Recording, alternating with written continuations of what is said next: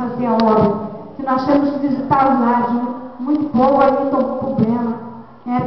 Financeiro, espiritual, na situação da vida deles, que muitas vezes tem gente com vício, problema financeiro mesmo, não tem uma comida em casa, alimento.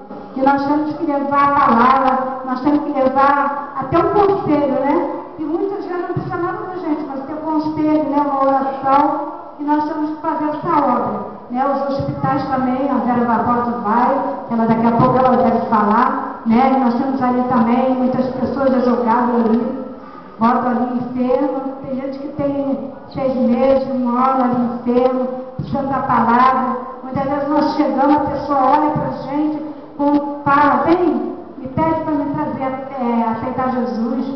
É não olhar, mas dizer que eles estão querendo. Muitas vezes nós passamos e voltamos, só aceita Jesus, ainda nem mora, aceita Jesus. E se nós não formos lá, mesmo, é uma alma que vai para o inferno, né? Por causa da nossa culpa mesmo, né?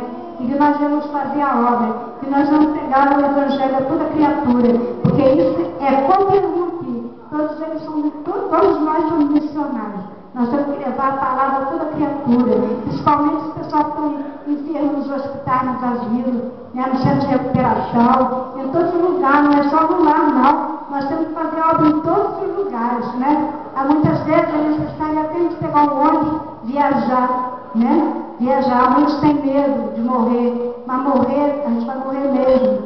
Mas é melhor a gente morrer e ter salvação, né? Porque foi pegar o Evangelho, né? E que nós devemos fazer essa obra, que nós devemos negar a si mesmo, né? Que missões é isso, né? Negar a si mesmo, para fazer a obra em espírito e verdade.